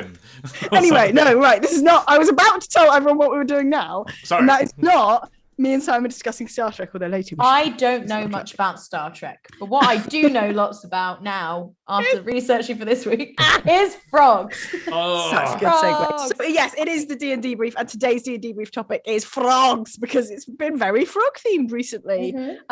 So our aim for today is to explain the things that we have seen in the episode and previous episodes with real science. So I've kind of cheated again Focusing on on my frogs. D&D brief. yeah, Then rather than explaining a So spell explain- or yeah. anything that happened in game, I was like, wow, I was a frog. And we vaguely talked about, so my frog, Infinifrog, Infinity got turned to a frog. Infinifrog. And Infinifrog saw something in the air and was like, ooh, tasty, I'll eat it. And like whipped their tongue out and grabbed it and brought it back. So I was like, oh, that'd be interesting to find out how frogs' tongues work. So it's kind of related, but it's not really helping us explain D&D, okay? But what I did I discover, want to know how tongues work. frogs are so cool and their tongues are insane. So I literally have a page of frog tongue facts. So I'm just going to start working through them and then we'll sort of put it all together. I'm sort of imagining this in like size 9 font with lots of bullet points, but then like further indentation bullet points, like each subsection at It's this not point. quite like that, but it's close. Okay, so a frog's tongue is usually around 1/3 of the length of its body. So for us, that's like this big. So this big, really useful. So like you could potentially lean down and lick your belly button is what everyone says online. But obviously there's, there's other implications that and frogs can lift 1.4 times their body weight with their tongue. Ooh. And I saw somewhere that's like a human lifting a fridge with their tongue. Yeah, Doesn't that mean that you could like leap out over a void and then use your tongue to grab hold of like a tree branch and then just be like, oh my gosh. Absolutely. Oh my Also, gosh. to come What down now? to, I think I'm going to play a bullywug in a future campaign, so I can do all this cool tongue stuff. Now that you know all the Now- frog facts. Now, so I swear the facts are going to become a sort of more cohesive narrative at some point. But for now, Yeah. it is 10 times softer than a human tongue. No, why would Which you know means- that? Who knows does that? that Who studied mean? that? Ow! It That means means it's super flexible, so How it do can you like measure wrap softness? around. how do you, what is the measure, what's the unit of I don't- softness? I don't know, but they did say it's similar to like the consistency of a brain. So if you've ever felt a brain, that's what a frog's tongue feels like. So if Is you ever that the poke unit of something- softness, the brain? No, I Like a don't think so. strange scientific unit of softness. It's the Yeah. opposite of the scale of hardness, because there is the scale that's like between yeah. talc and diamond, isn't there? Hardness is apparently don't newtons know. per millimeter square. Oh, Wait, but that's Pascal's. There's so much bonk. Someone has done It's that. just brutal. So it's also Pascal's, but hardness must not be confused with pressure because I was about to confuse it. Seems pretty confusing. Anyway, and in other tongue frog facts, so our tongues are attached sort of in our mouths, like very much like a little bit further back in our mouths. Yeah. Frogs' tongues are right at the front. So when they open their mouth, and then they kind of fold back in on themselves. So the base of their tongue is like right at the front. That's creepy. And that means they can launch basically the entire tongue like out of their mouth, which, bearing in mind, is a third of the length of their body. Do they like wrap it up like a carpet? They roll it up in their mouth. Not quite like as like cartoony like rolls, but it is just sort of like just squished into the mouth. For podcast listeners, Emily Bates is just mushing her tongue into her mouth right now. Look, I can do this with my tongue. Look, make it into a flower pot. I can do it too. Ali's got like. That's like one of these things that only like 1 in 4 people have the gene necessary to do that or something. The frog gene, yes. Frog gene. Anyway, that's mental. So the frog, like, it's at the front of their mouth because right they don't have there, any teeth, right? There's no back. teeth to get in the way. No teeth, and and as it shoots its tongue out, and as you've seen it, and it can shoot its tongue out, capture an insect, and pull it back into its mouth within 0.07 seconds, which is 5 times faster than a human eye can blink. Oh no! Wow. And that means that insects caught by the tongue can experience 12 Gs of force on their way into the frog's mouth.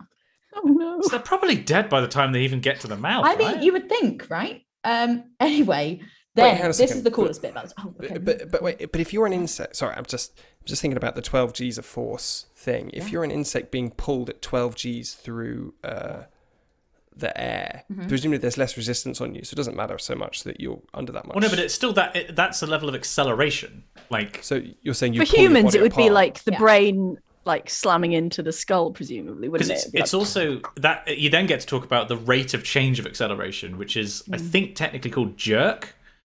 No, really? I think it's called that. Someone's going to have to fact check me there, but I think it's called jerk because it's going from 0 to 12G. Like if you gradually increased it, it's still going to suck. But going like to 12G is going to be the thing that really. I guess they're flying in a direction potentially as well, so they're potentially they've got forward momentum one way and then they get pulled backwards. So is that even worse? But they don't have like a skull light and a brain casing and squishy. So because they're such low mass. Is it as bad? Well, and the other thing that happens, and this is the thing that I thought was the coolest, is their frog saliva or mucus. It gets called both. I think mucus might be slightly more technical. I'm not sure the difference between saliva and mucus, but it is a non-Newtonian fluid. No! Oh, amazing! So, basically, when it's going quickly, it becomes this like sticky, goopy thing, like stickier than honey is what I keep seeing. And so it hits them, and as it hits them, it sort of wraps around the insect, this saliva, because it's all fluidy and watery. And then as they pull it back, it gets really sticky, so the insect can't escape. And they throw it into their mouth. Good demonstration. And then it becomes like watery again, so they can swallow. And the way that frogs swallow is with their eyes. Oh yeah, makes sense. What? That's They push their eyes down as they swallow into their heads, and that creates the pressure that like pushes it into the food into their stomach. Amazing. They're insane. They don't use their tongues. They just go with their eyes because their tongue is already like pulling in the food. This is brilliant. That's just their tongues and how they eat. There's so much more shit, but maybe we should focus on the tongue. The non-Newtonian fluid thing, like, I think we should focus on the tongue. Isn't that insane though? That they have this non-Newtonian fluid. So hang on, so is the point that like your saliva is so it's watery, and then what they exert some sort of pressure on it when it hits the fly, and that's what. Well, that's presumably the point at which it's changing direction fastest is the point at which the rate of acceleration is changing, and therefore the most force is on it. So that's when it's the most solid. Yeah. So they sort of say. I've seen it explained a couple of ways because obviously, when you if you think of, the cornstarch custody thing. Yeah, do you want to explain what a non-Newtonian fluid is? That's good. So a non-Newtonian fluid is a fluid that can change its state depending on Is it how fast it's moving? I think or it's just the impact on it. Or the viscosity is proportional to the pressure that it experiences, if I remember rightly. Right. Which can either be through movement or through like force of hitting it. So, for example, you can make a little bowl of cornstarchy custard,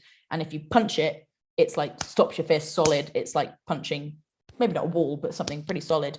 Whereas if you sort of gently put your fist in, you can coat your hand in this fluid. It also means that if you fill a swimming pool full of custard, you can walk on it if you walk fast enough.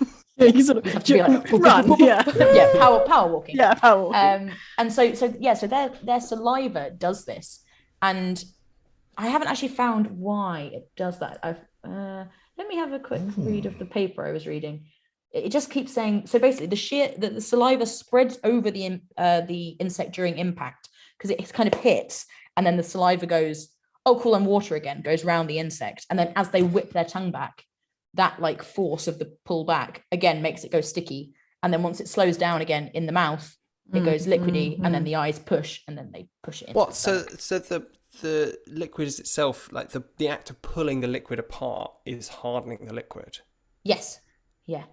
Because of the tongue is stretching out. Yeah. Well, I don't know if it's the. I don't know. So like both the tensile strength and the compression I don't know if it's the strength. tensile strength is the only thing. Tensile, Although there is, I did watch a video of they had frog mucus between two like plates, and they separated the plates quickly, and you saw it go like sticky, and then when they closed it, they just sort of like liquefied again. That's amazing. How did they get that much frog like mucus? Do you really want to know the answer to that? Because I expect it's quite sad. Yeah, probably. It's probably not a nice side of science, is it? I doubt they were just like, hey froggies, going around, spit in this cup. I expect it was nasty. I'm going to make a brief appearance in Etymology Corner, by the way, because frog has an unknown etymology, but likely comes from Proto-Indo-European, originally like pru, meaning jump. So it basically means small jumpy thing, we think. Small jumpy thing. Unknown etymology is really exciting, because that basically it means frogs are probably aliens, right? And they're in control of everything. Well, no, but there's certain things that are so Definitely the words have changed so little over time. Like water is another one, or star is another. Star is basically a thing that means burning plus noun. It's like burny thing is basically what star means in Proto-Indo-European. Burny thing. Burn plus thing. As in, yeah, like the verb to burn, and then the version of that is for a noun, and that's basically. I think étoile is like the closer to it, like the French for star. But like there are certain things that have basically been very unchanged, and in some cases we can trace back how, where that word comes from in its original meaning. But in something like this, it appears that it's been relatively unchanged quite a long way back, and we've just lost what that meaning might have originally been. But it might have been to jump. Oh, cool. That's awesome. But in Old English, it was frogger.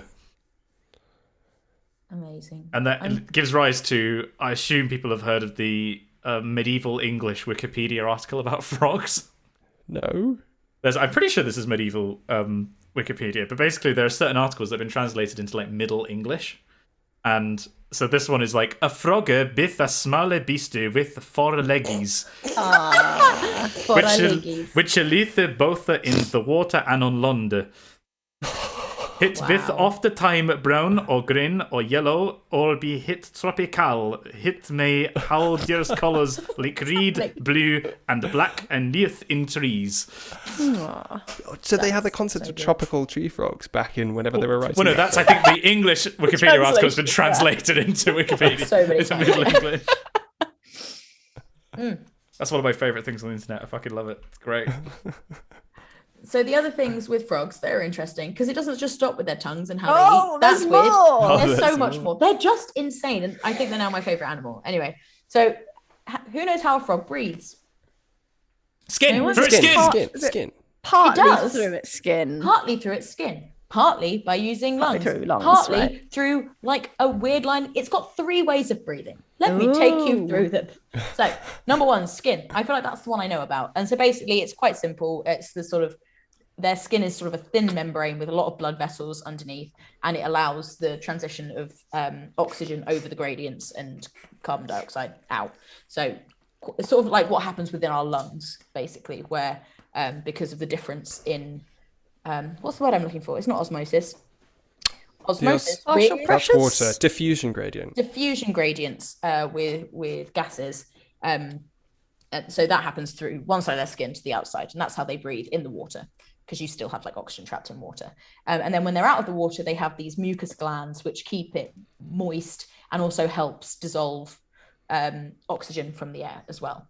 But they can use lungs, so breathe kind of like we do, except they don't have ribs and they don't have a diaphragm. So they can't have ribs. You're not here telling me frogs don't have ribs. Ribs? Fribs don't have frogs. Ribs. Frogs don't all vertebrates have ribs? I Can't just not assumed have they did. ribs. I read frogs don't have ribs, and now I'm second guessing myself. Hang on. She's become a rib Frogs don't truther. have Frogs don't frog have skeleton. Frogs Dogs do not can't have ribs. look It up. says it. They have tiny, stubby. No, they don't. I've googled frog skeleton, and their ribs are just tiny little Nubbins. little spikes. Oh, so they got outwards. vestigial ribs, do they? Like it's like the standard pattern of the vertebrate. Well, they're does just not. have They're just ribs, not doing right? the function. They're just not Yeah. functioning. So they've got something that holds them To in that breathe. shape, but they don't do the movement. They don't do that. So in order to draw air into its mouth, because obviously how we Yeah. breathe in is we move our muscles. It doesn't feel like that, but you're not doing anything with your mouth really. You're Yeah, sort of diaphragm, right? expanding your lungs and making the air rush in. Yeah. So what they do is they lower the floor of their mouth, which Oh. causes their throat to expand. Oh. Then their nostrils open and allow the air in through them into their mouth. Then these nostrils close, and the air in the mouth they is force forced it. into the lungs Oh. by the floor of the mouth. And then, but then to eliminate the carbon dioxide in the lungs, the floor of the mouth moves down, drawing the air out of the lungs and into the mouth. And then the nostrils are opened again, and the floor of the mouth I moves feel up, like frogs pushing make the air out. incredibly good use of their faces to do Yeah. all sorts of stuff that we just Just all don't use our face- faces to do. They've got quite a lot of face, I guess, compared to other animals. They're the Jim Carrey of They animals. don't have any necks, and they're just head, and the head is just making the rest of them work. Yeah, So their eyes and their mouths, they look like a functioning creature, but actually they're just like this weird mechanical thing that's doing. All frogs are robots, by is what I'm faces. saying. Oh, So, really? I I didn't yeah, know where that's where 100%. this is going. Yeah, Okay. all frogs are robots. Infinifrog Fact, is there we the go. original. And then, so their third way is they have a respiratory surface in the lining of their mouths, which has the same kind of gas exchange as the lungs, but it's and that's what they use when they're like at rest. So Hold on. they just sort of go. So the whole inside of their mouth is coated in very, very fine blood vessels. Like they've got shitloads of blood just zooming around the inside of their massive mouths. Basically what it That's says. crazy. And yet these are the same mouths that they use for like The mouths. munching They do up everything with the stuff. mouths. Yeah. But it means when they're at rest, they're not having to do the like weird lung push down. But imagine if you were like Oh. the way that you ate was you were like, I just inhale this meat into my lungs and then I just mash it up with my lungs. And then I breathe through those Clap same those lungs lungs. together. I mean, like, Oh god, human biology would be so weird if we just didn't have like a separate esophagus and trachea. Everything just went down the same hole, and your lungs just go clonk, clonk, clonk, clonk. It mushes up your food. Kind of efficient, but no. No, not efficient. That's Wait, is double there redundancy on their breathing though. That's amazing. It's Just so triple they've got redundancy. Triple redundancy. But no, because it's double redundancy because you've got this thing backup, second backup. Yeah. True. But they use them at different times. So like when they're in the water, they're using all the skin stuff, and then when they're and I didn't find out. I don't know if it's a conscious effort to like switch into the lung breathing, because basically their lungs don't form very well. They're kind of pretty tiny and pretty useless. So I don't know whether it has to be a constant conscious effort to breathe with their lungs. But anyway, so that's I'm now their consciously breathing. Thanks, Bates. Sorry, everyone. Also, I was really aware of my tongue earlier. I don't know if anyone else was when we were talking about tongue. I'm consciously blinking. I know my tongue is in my mouth. I'm Stop. consciously feel breathing. the clothes on you. It's just like shit mindfulness. Oh, really shit. Try mindfulness. swallowing with your eyes. I can't do it. No, Try and that's my push your tongue. eyes. It's not. It's almost like our mechanics aren't set up to that because they're not robots. All frogs are robots. Moving on to why frogs are robots. There is a species of frog. It's the wood frog in America. That sounds in lovely. Alaska. A little wood frog. Okay. Sounds lovely. And Look up a picture of a wood frog. 10 out of Yeah. 10, wood frog. Is it cute? Oh, it's so cute. Oh. Ooh. After this chat, absolutely. That was wood frog. I was going to tell you all how attractive the wood frogs are, but I'm not going to now. Do it. We're there. Okay, They're so beautiful. they're very cute. They're quite little. And the Latin name is Rana sylvatica, and they can survive winter temperatures, and they freeze up to 2/3 of the water in their body. They are essentially dead when they do this. They go into a little burrow, they have a little shimmy and under some leaves, and they just go boom, and freeze.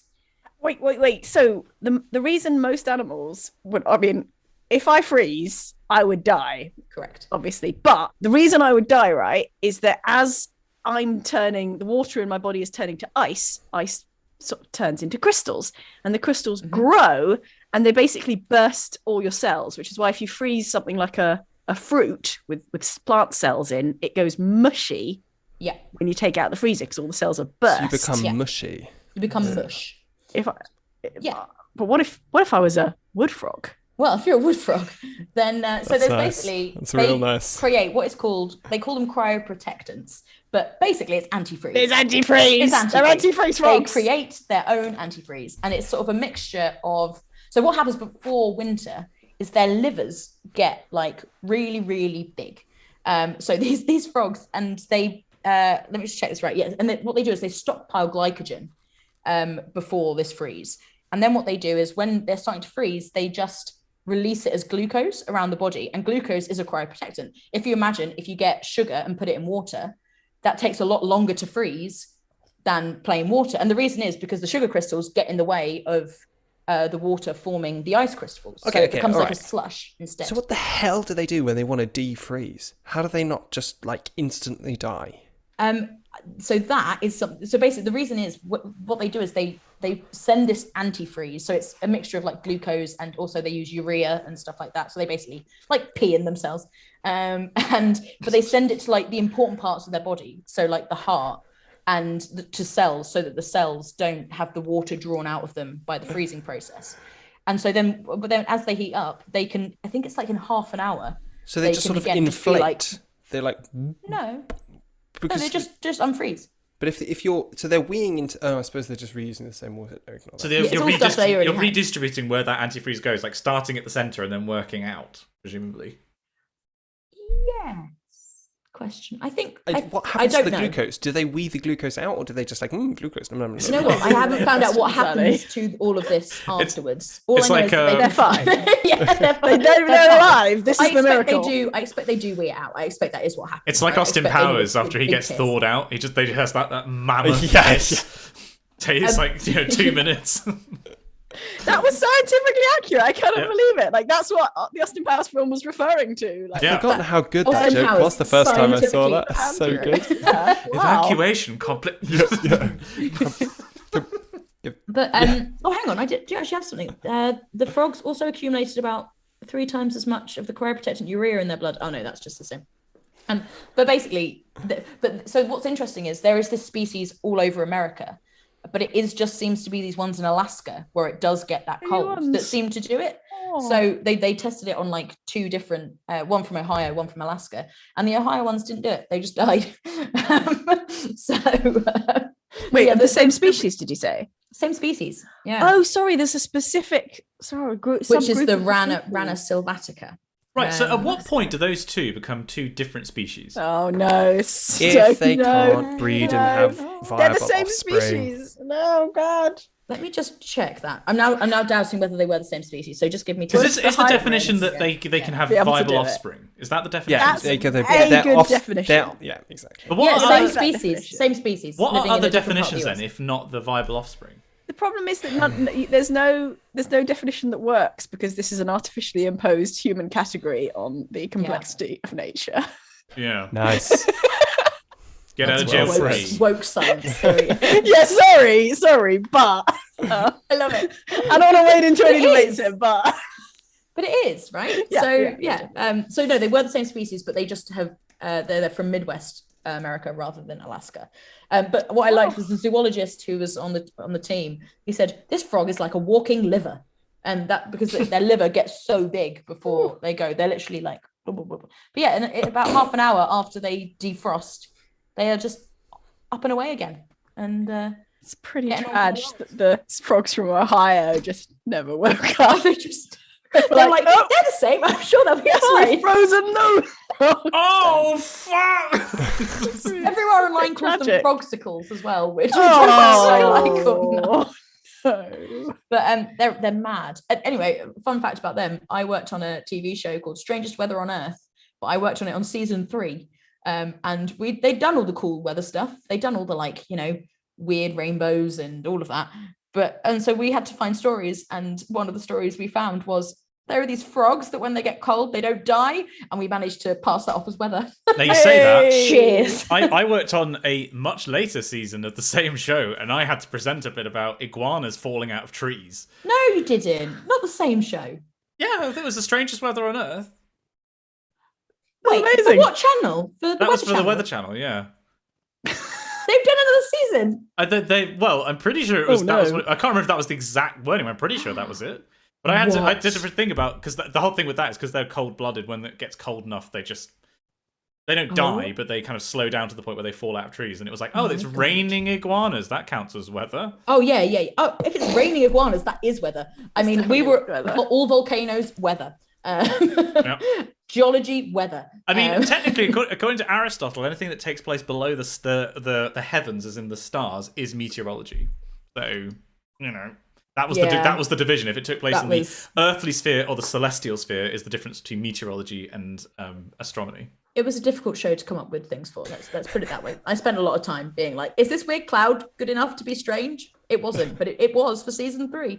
Because just to be clear, there were 120 topics in each season. So they'd done 240 weird weather events, and we had to find another 120. So yeah, frozen frogs, weather. Congratulations. I mean, the planet's a big place, and the atmosphere is a wild place on that planet. Sure. You make a list with over 200 on. Yeah, I'd struggle. I'm not saying it's not hard. Weather boy. Wouldn't you like to know, weather boy? Next fun fact. A group of frogs is called an army. No. That's My not fun. brothers! Yeah, you were talking to the wrong people. And now they do sound really weird. Can we play sound? We can't really easily. You can share your sound. Oh yeah. Well, perhaps if you send it to Ali. I'll just send it to you, Ali. Oh. Can you I'm not play sharing this sound anymore, but I can do it. Can you play this YouTube video? I just want everyone to hear these sounds. I have no fun facts. I just need people to hear what frogs sound like, because it's not what I thought frogs sounded like. And just to confirm that there going back, there are no new TV. This is amazing. It's an 11-minute long video. They are horrific. Everyone quiet down. Everyone quiet down.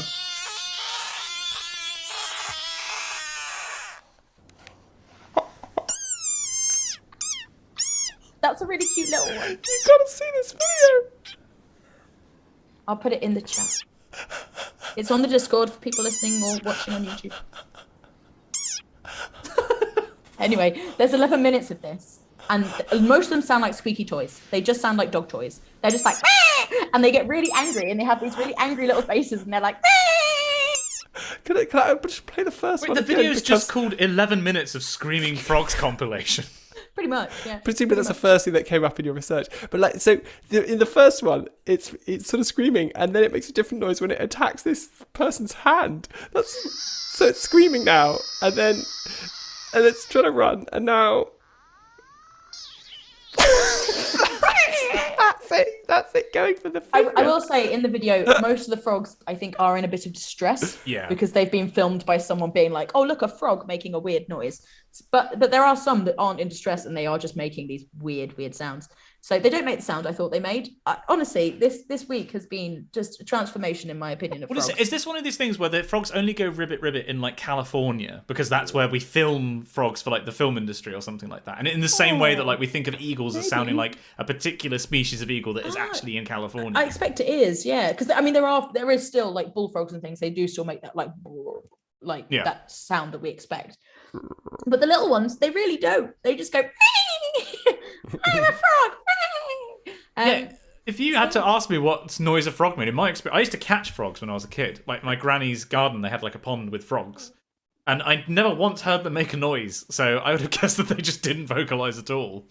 I agree. I've definitely like caught a frog in the past, and I wouldn't have said it made any kind of noise. It didn't go, unhand me!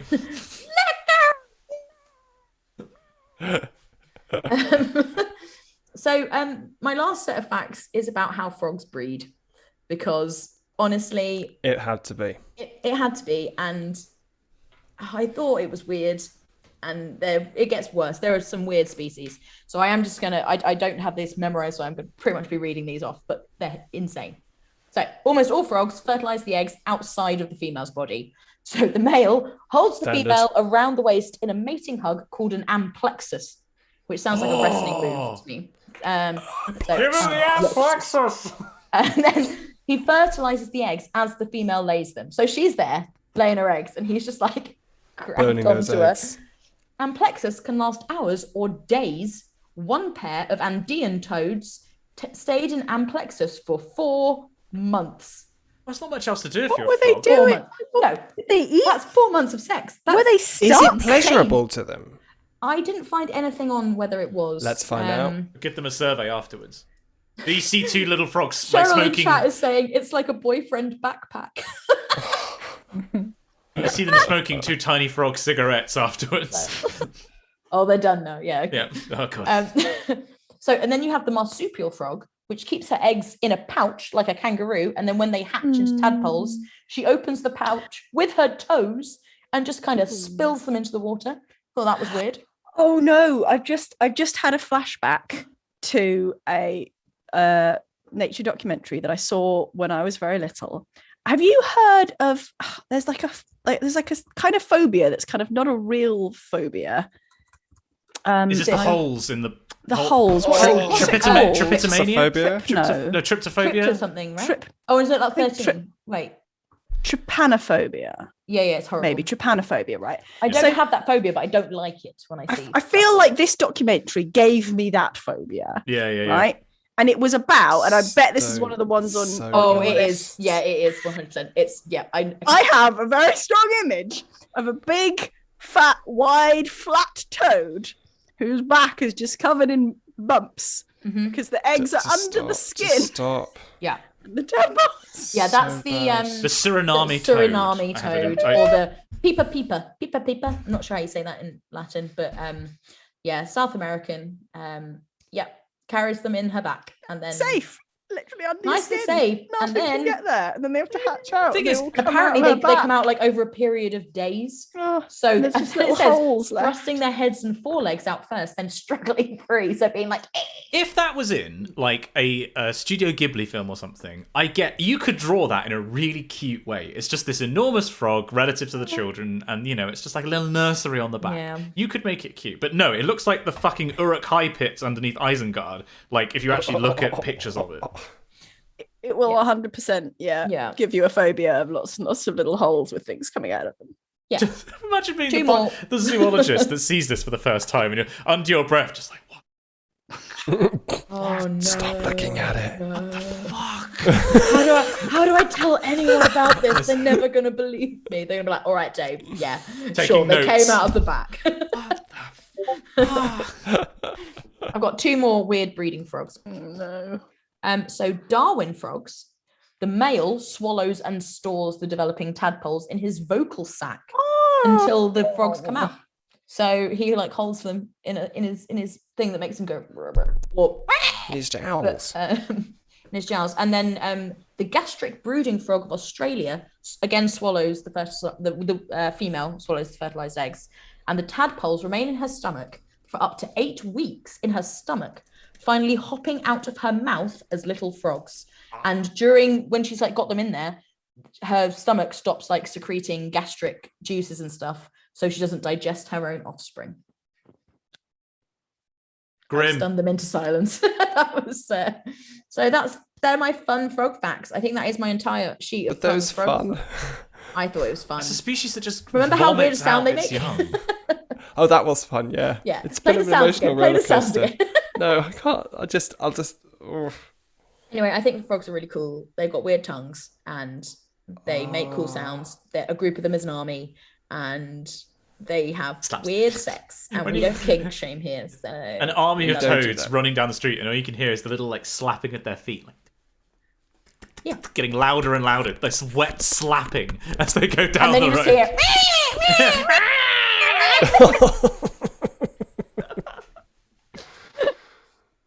Anyway, Charlie looks so upset with it. I'm sorry. I'm still thinking about the toes.